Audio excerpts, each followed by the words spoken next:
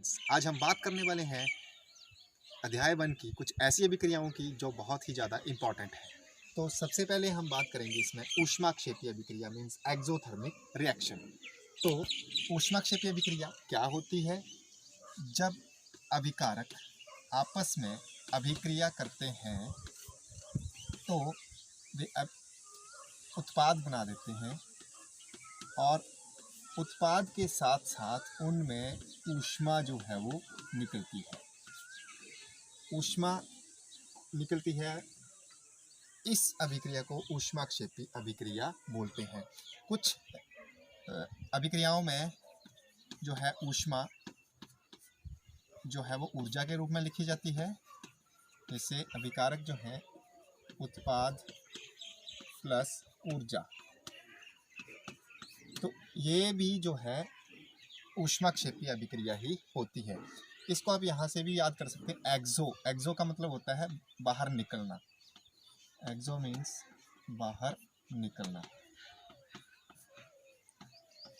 तो सिंपल सी बात है कि जब अभिकारक आपस में अभिक्रिया करेंगे तो उनसे उत्पाद का निर्माण होता है और उत्पाद के साथ साथ ऊष्मा जो है साथ में निकलती है या उत्सर्जित होती है। तो इस तरह की अभिक्रिया को ऊष्माक्षेपी अभिक्रिया कहते हैं। इसके कुछ एक उदाहरण है, जैसे फॉर एग्जांपल फर्स्ट जो है कैल्शियम ऑक्साइड को जब जल में मिलाया जाता है तो कैल्शियम हाइड्रोक्साइड का निर्माण इसमें होता है, CaOH2। और इसमें जो है वो बहुत ज़्यादा मात्रा में ऊष्मा जो है वो निकलती है। तो यहाँ पर ऊर्जा किस रूप में निकल रही है? भाई ऊष्मा के रूप में निकल रही है। तो यहाँ पर आप देख रहे हैं कि ये दोनों अभिकारक हैं और इनसे उत्पाद जो है वो कैल्शियम हाइड्रोक्साइड बना है और साथ के साथ ऊष्मा निकल रही है। तो ये कौन सी अभिक्रिया है? ये ऊष्माक्षेपी अभिक्रिया है। कैल्शियम ऑक्साइड को हम बुझा हुआ चूना बोलते हैं, बिना बुझा हुआ चूना, बिना बुझा हुआ चूना, और कैल्शियम हाइड्रोक्साइड जो होता है वो बुझा हुआ चूना होता है, बुझा हुआ चूना। अब ये जो कैल्शियम हाइड्रोक्साइड है, ये जब वायु में उपस्थित कार्बन डाइऑक्साइड गैस के साथ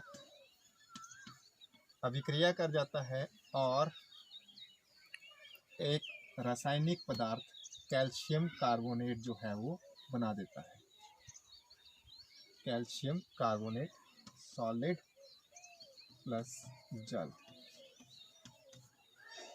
ये जो अभिक्रिया मैंने ये लिखी है, मतलब इसमें क्या था कि कैल्शियम हाइड्रोक्साइड जो है बुझा हुआ चूना जब कार्बन डाइऑक्साइड के साथ अभिक्रिया कर जाता है तो कैल्शियम कार्बोनेट जो है ये बन जाता है। और ये जो है ये अभिक्रिया मतलब ये जब दीवारों पर जो है वो सफ़ेदी की जाती है तो तब ये जो है ये अभिक्रिया होती है। उसमें कैल्शियम हाइड्रोक्साइड कार्बन डाइऑक्साइड के साथ अभिक्रिया करता है और 2 या 3 दिन के बाद जो है इसमें दीवारों पर चमक जो है वो आना शुरू हो जाती है और ये इस रासायनिक पदार्थ की वजह से उसमें चमक जो है वो आती है।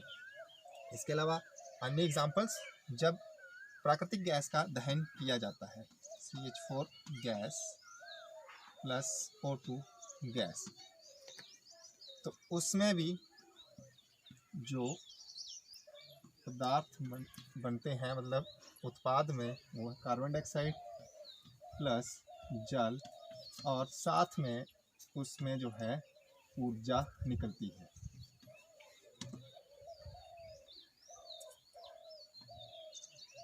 O2 and here again 2H2O। इस अभिक्रिया में अभी ऊर्जा निकल रही है, तो यह अभिक्रिया भी कौन सी है? ऊष्माक्षेपी अभिक्रिया है। इसके अलावा एक और बहुत ही इम्पोर्टेंट एग्जाम्पल इस अभिक्रिया का वो है श्वसन। श्वसन प्रक्रम, श्वसन प्रक्रम रेस्पिरेशन प्रोसेस, मतलब जब हम सांस लेते हैं ये भी जो है इसी अभिक्रिया का एक उदाहरण है। अब बात ये आती है कि ये क्यों ऊष्माक्षेपी अभिक्रिया होती है। तो हमें जीवित रहने के लिए जो है वो भोजन की आवश्यकता होती है और उस भोजन से हमें जो है वो ऊर्जा मिलती है। हम अपने भोजन में जो है वो चावल आलू जैसे पदार्थ खाते हैं और उनमें जो है वो कार्बोहाइड्रेट्स होते हैं। अब ये जो कार्बोहाइड्रेट्स होते हैं ये जब टूटते हैं तो उनसे ये छोटे छोटे उसमें भागों में टूट जाते हैं। मतलब कार्बोहाइड्रेट्स में जो है वो ग्लूकोज होती है और ये जो ग्लूकोज होती है दैट इज C6H12O6, ये ग्लूकोज जो है हमारे शरीर के अंदर कोशिकाओं में जो ऑक्सीजन होती है उसके साथ अभिक्रिया कर जाती है और अभिक्रिया करने के बाद जब उसमें से कार्बन डाइऑक्साइड गैस निकलती है और साथ के साथ जल और साथ में उससे भी जो है वो ऊष्मा निकलती है। तो आप देख रहे हैं इसमें ग्लूकोज जो है वो हमारे शरीर के अंदर जो कोशिकाएं होती हैं उसमें ऑक्सीजन, कोशिकाओं में ऑक्सीजन होती है और इसके साथ अभिक्रिया कर जाता है और कार्बन डाइऑक्साइड और जल उसमें से निकलते हैं और साथ के साथ जो है वो ऊष्मा निकलती है। तो इस अभिक्रिया में भी ऊष्मा निकल रही थी, इसीलिए इस अभिक्रिया को भी हम ऊष्माक्षेपी अभिक्रिया बोलते हैं। इसके बाद जो नेक्स्ट अभिक्रिया है वो है ऊष्माशोषी अभिक्रिया।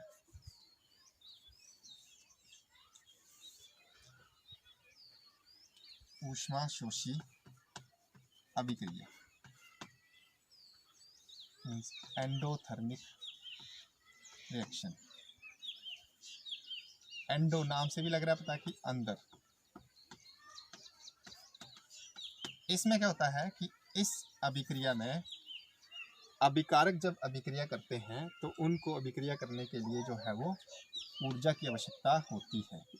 तो ये ऊर्जा उन्हें जो है वो या तो ऊष्मा के रूप में मिलती है या फिर एक उन्हें ऊष्मा के रूप में मिलती है या फिर उनका जो है वो ऊर्जा उन्हें विद्युत के रूप में मिलती है और जो है वो सूर्य के प्रकाश से जो है वो ऊर्जा मिलती है। प्रकाश। तो यहाँ पर आप देख रहे हैं कि अभिकारक जब अभिक्रिया करेंगे, अभिक्रिया तभी करेंगे जब उनको ऊष्मा जो है वो मिलती है। और ऐसी अभिक्रिया जिसमें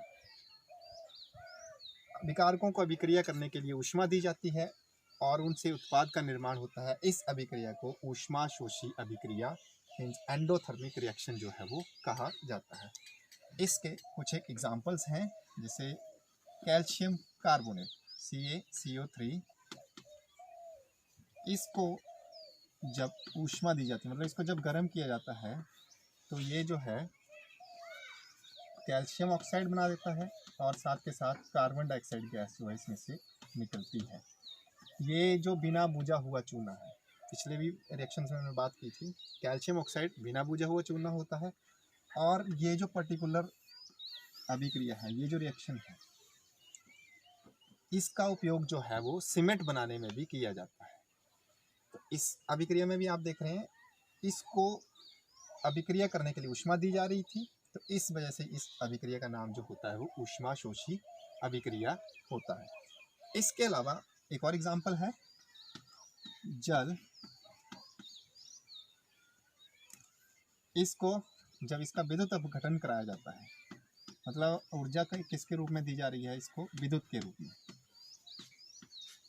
तो ये जो है वो हाइड्रोजन गैस और ऑक्सीजन गैस में इसका जो है वो विघटन हो जाता है या अपघटन हो जाता है। अगर इसको बैलेंस करें 2H2 2H2, तो ये अभिक्रिया भी जो है इसको भी ऊष्मा दी जा रही है, इसीलिए ये जो है ऊष्माशोषी अभिक्रिया होती है।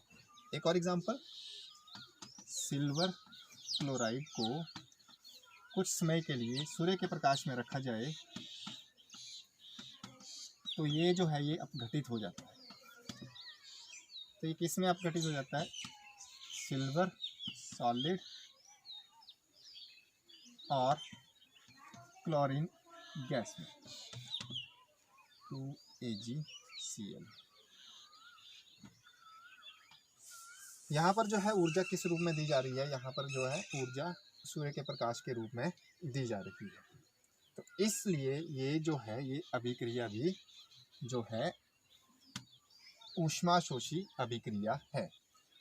नेक्स्ट जो अभिक्रिया की हम बात करेंगे वो है अवक्षेपण अभिक्रिया। अवक्षेपण अभिक्रिया, इसको प्रेसिपिटेशन रिएक्शन बोलते हैं। अवक्षेपण अभिक्रिया, प्रेसिपिटेशन रिएक्शन, प्रेसिपिटेशन रिएक्शंस। ये तो नाम से भी बड़ा क्लियर है कि इसमें जो है एक अवक्षेप का निर्माण होता है। अवक्षेप मतलब कि पीपीटीज बोलते हैं जिनको प्रेसिपिटेट्स। अवक्षेप एक ऐसा पदार्थ होता है जो जल में अघुलनशील होता है। मतलब जब अभिक्रिया होती है तो अभिकारक जो है वो जैसे ही उत्पाद का निर्माण करते हैं उसमें एक अवक्षेप जो है वो बन जाता है और वो जो है वो जल में अघुलनशील होता है। तो आइए इसको एग्जांपल्स के साथ करें। बेरियम क्लोराइड, इसका एक्वस सॉल्यूशन बना के इसको जो है जब सोडियम सल्फेट के साथ अभिक्रिया कराई जाती है तो इसमें बेरियम सल्फेट का निर्माण होता है और साथ के साथ सोडियम क्लोराइड का इसमें निर्माण होता है। बैलेंस करें तो 2NaCl, दिस इज अगेन। अब यहाँ पर ये जो बेरियम सल्फेट बना है ये जो है ये श्वेत रंग का एक अवक्षेप बचता है। श्वेत रंग का अवक्षेप, पीपीटी प्रेसिपिटेट्स इसको बोलते हैं। या फिर कुछ रिएक्शंस में इस तरह से लिखा जाता है, ऐसे करके एरो लगा होता है। इस एरो डाउनवर्ड का मतलब होता है कि उस में ये जो है ये अवक्षेप के रूप में बना है और ये जल में अघुलनशील होता है। एक और एग्जांपल, इसका जो नेक्स्ट एग्जांपल है वो है AgNO3 एक्वस सिल्वर नाइट्रेट को जब सोडियम क्लोराइड के साथ अभिक्रिया कराई जाती है तो इसमें सिल्वर क्लोराइड जो है वो एक श्वेत रंग का पदार्थ इसमें बन जाता है। मतलब जो है ये अवक्षेप होता है और साथ के साथ इसमें सोडियम नाइट्रेट का जो है वो निर्माण होता है। तो फिर से ये जो बना है ये AgCl, ये इसमें अवक्षेप जो है वो बनता है। तो इन दोनों अभिक्रियाओं में आप देख रहे हैं कि जब अभिकारक आपस में अभिक्रिया करते हैं तो उत्पाद में एक श्वेत रंग का पदार्थ बनता है जो कि जल में अघुलनशील होता है। उसको हम अवक्षेप कहते हैं और इस अभिक्रिया को हम अवक्षेपण अभिक्रिया मीन्स प्रेसिपिटेशन रिएक्शन जो है वो कहते हैं। तो आज हमने जो है ऊष्माक्षेपीय अभिक्रिया क्या होती है, ऊष्माशोषी अभिक्रिया क्या होती है और साथ के साथ अवक्षेपण अभिक्रिया क्या होती है, इनके बारे में हमने आज पढ़ा है।